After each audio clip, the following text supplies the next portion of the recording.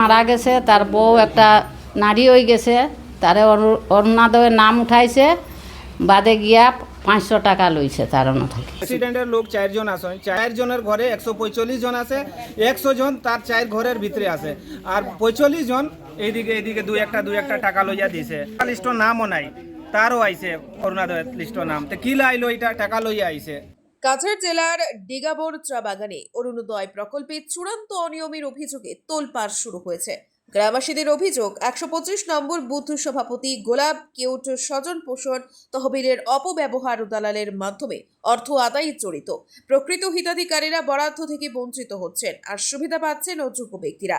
প্রায় 300 বঞ্চিত গ্রামবাসী শিলচরে বরাক উন্নয়ন মন্ত্রী কৌশিক রায়ের সঙ্গে দেখা করতে গিয়েও সাক্ষাৎ না পেয়ে বিজেপি জেলা সভাপতির কাছে লিখিত অভিযোগ জমা দেন। তদন্তের দায়িত্ব পান কালাইনের বিজেপি নেতা ভূপেন্দ্র বৈষ্ণব।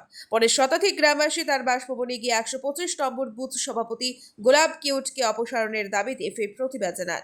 গ্রামবাসীদের হুঁশিয়ারি, দ্রুত ব্যবস্থা না নিলে তারা বিজেপি ত্যাগ ও ভোট বয়কটের পথে যাবেন। এই ঘটনার জেরে এলাকার রাজনৈতিক পরিবেশ ক্রমেই উত্তপ্ত হয়ে উঠছে। ব্যুরো রিপোর্ট, আজকের বরাক। BVCL presents আজকের Barak, a digital unit of Adrija Enterprise. Valley Cement. Valley strong, very strong. আপনারা আমাদের আজকের বরাক ইউটিউব সাবস্ক্রাইব এবং ফেসবুকে ফলো করতে ভুলবেন না কিন্তু। আমি কিন্তু পাই না, আর কিছু পাইছি না আজ পর্যন্ত। আমরা এক গুড়ি তো অরুণোদয় পাই না, আগেও পাইতাম না, আমরা মূলেই পাই না, কিচ্ছু পাই না সরকারি। সিরিফ রেশন কার্ড আছে, আর কিছু নাই।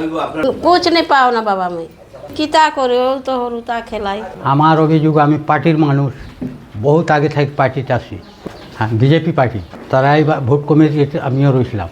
এবার তারা কলে করে ভোট কমিটি করতে আমারে কোনো নিমন্ত্রণ দিছে না বা কোনো পত্র দিছে না। জানতাম ক্ষেত্রে যেতাম, জানছি না গেছি না।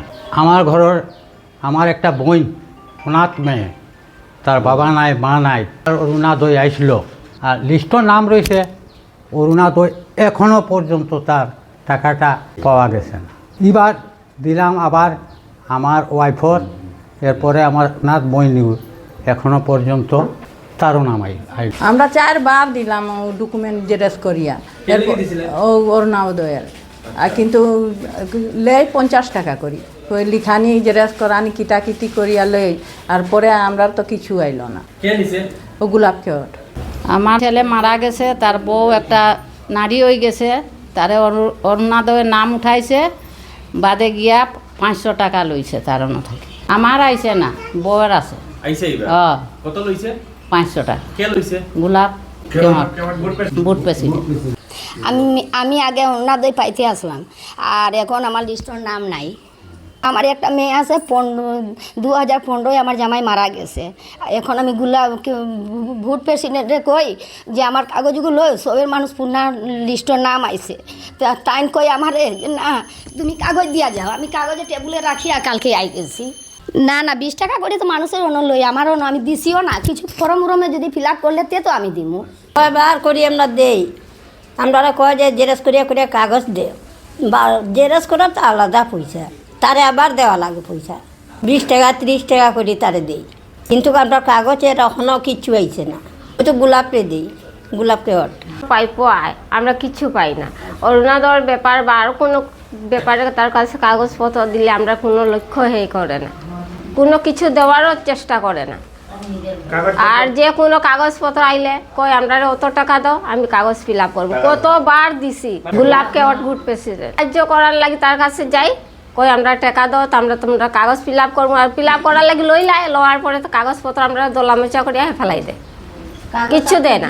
কতবার অরুণোদয়ের কাগজ আমরা দিছি তার কাছে, কয়ে তোমরা নাম আইব করি, আর নাম আয় না, আমরা কাগজপত্র সব ফেলানি হয়।